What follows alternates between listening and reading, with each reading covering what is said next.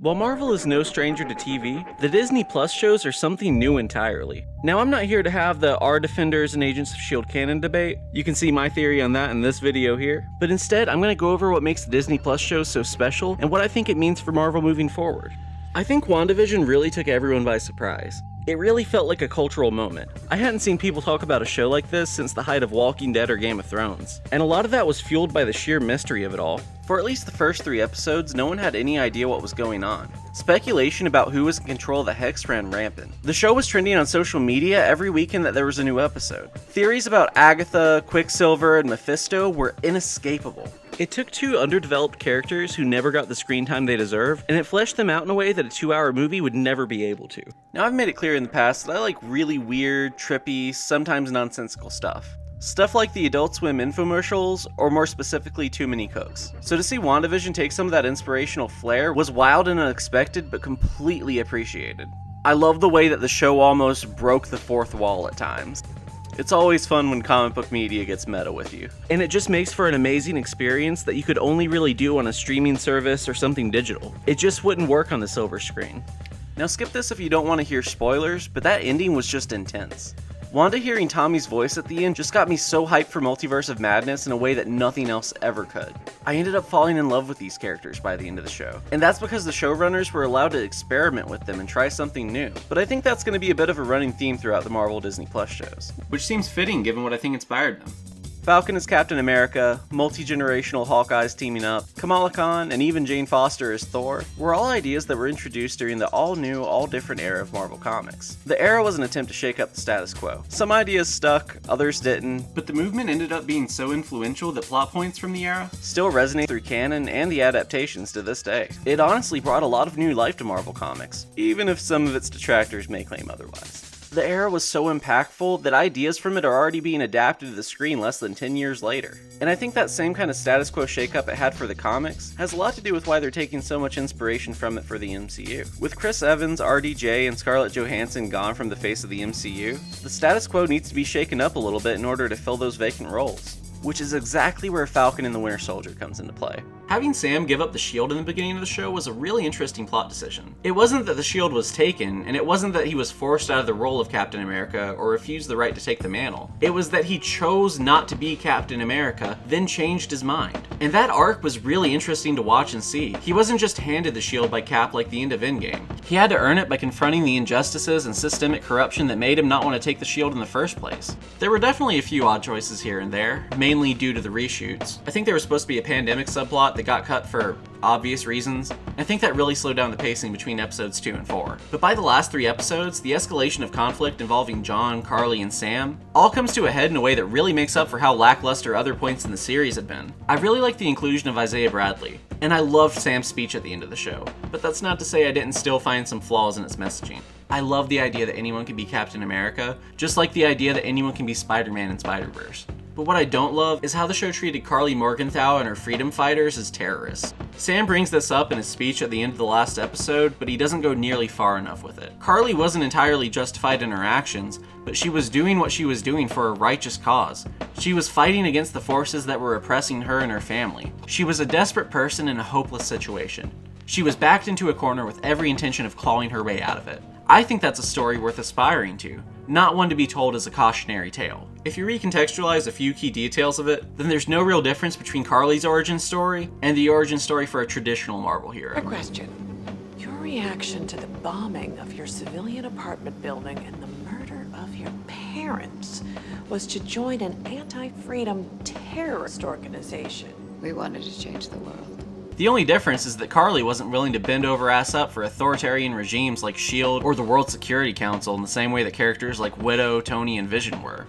And look where all of them ended up. So in that regard, Carly is a lot more similar to Steve Rogers than Bucky, Sam, John, or any other character in the series. What I'm saying is that Carly represents American ideals and the idea of a proletariat revolution in ways that the show just bafflingly does not understand or want to portray. Carly was a freedom fighter, and they branded her as a terrorist. But you know what? I think that this guy did a better job covering it than I did. Harley Morgenthau is an anti-nationalist, anti-capitalist revolutionary.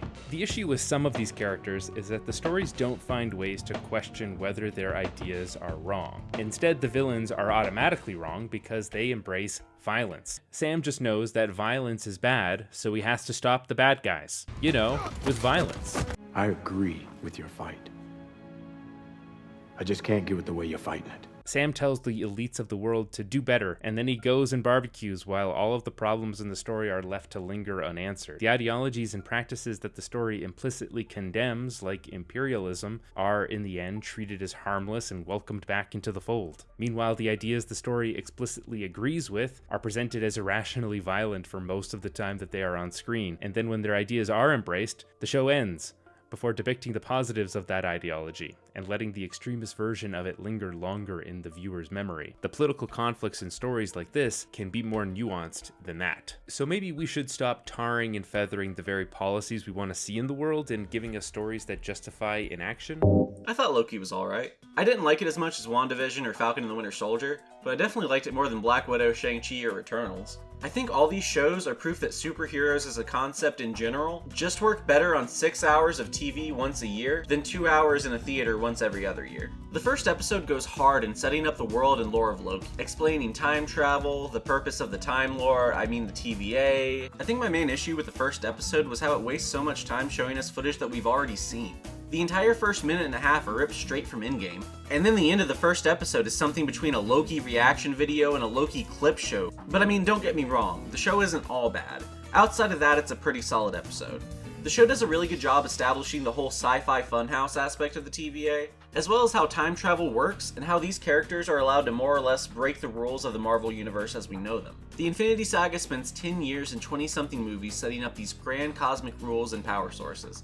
And then just one episode of Loki goes, yeah, that's cool and all, but we've got new toys to play with now. And that lets the audience know that we're playing by a new rule set moving forward. As the show goes on, it only gets better and better. I'll admit that it starts really slow, but around episode 3, the show really picks up speed. And it's in episodes 4 and 5 that the show really shines. Episodes 3 through 5 are great for binging. 4 is a great heist episode, and 5 is a great character piece that explores different versions of Loki and what could have been. It explores who and what a Loki is, as well as how different variables in their upbringing or history can result in dramatically different versions of the same character that we've come to know and love over the years. I think episode 5 was my favorite of the series, but episode 6, I didn't like episode 6.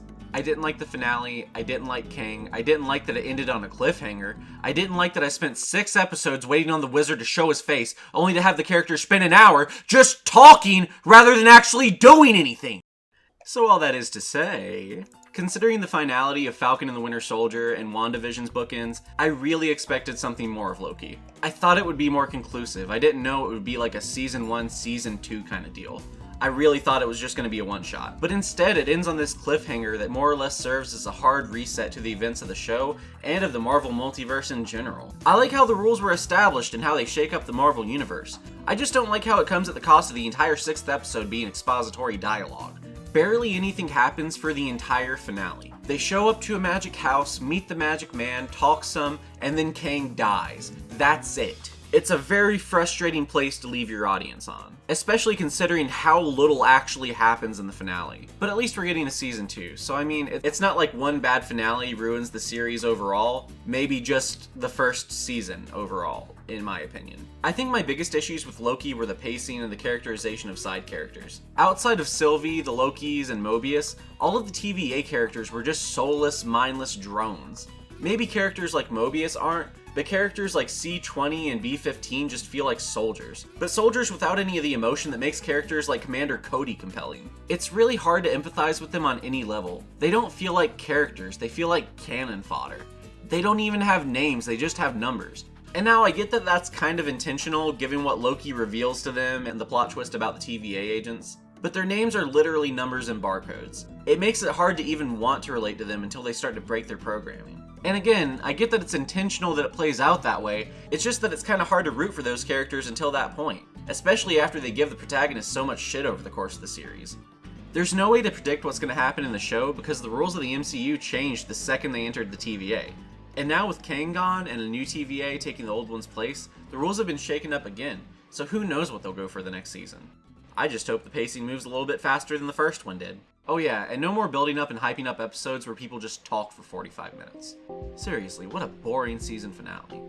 So as of the time I'm writing this, Hawkeye only has 2 episodes, but it seems really promising. I don't want to talk too much about it since it's not finished yet, but I do really like Haley Steinfeld, and I think she shows a lot of promise. And on top of that, I'm a huge fan of the Matt Fraction David Aja run that it's drawing inspiration from, so I'd love to see a take on that executed well. And based on what I've seen so far, I mean, it's pretty good. So instead of a full section on Hawkeye, let's talk about Marvel movies versus Marvel TV instead. Like I said earlier, the Disney Plus shows are a huge step up from shows like The Runaways or even The Defenders. But I didn't think they'd be this much of a step up from your typical MCU movie either. I mean, honestly, I just didn't get much out of Shang-Chi, Black Widow, or Eternals. And in the case of Widow and Shang-Chi, they both felt so by the numbers. You had the Porg Ewok sidekick, the prodigal son returning home character trope. The humor of the flick felt so bottled. It was like an AI had watched every Marvel movie ever, and then was tasked with writing another one, except it was about Shang-Chi this time. What I'm saying is that it didn't feel like a Shang-Chi movie that took place in the MCU.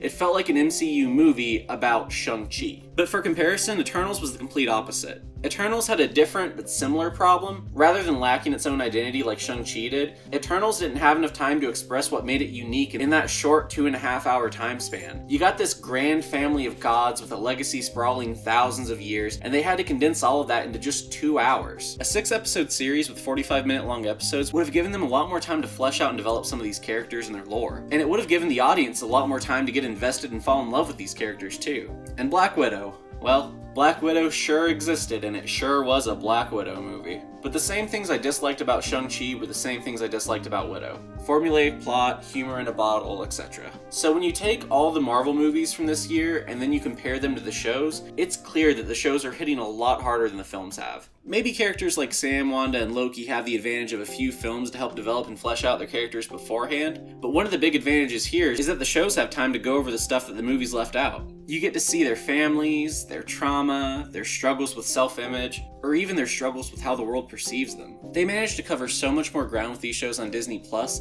than they ever could have over the course of 2 hours in a movie theater. And for that reason alone, I find myself a lot more excited for the future slate of Marvel Disney Plus shows than the future slate of MCU movies. She-Hulk, Ms. Marvel, Moon Knight, Secret Invasion, Armor Wars, all those titles sound like so much cooler concepts than Ant-Man 3, Captain Marvel 2, or a Black Panther sequel without Black Panther.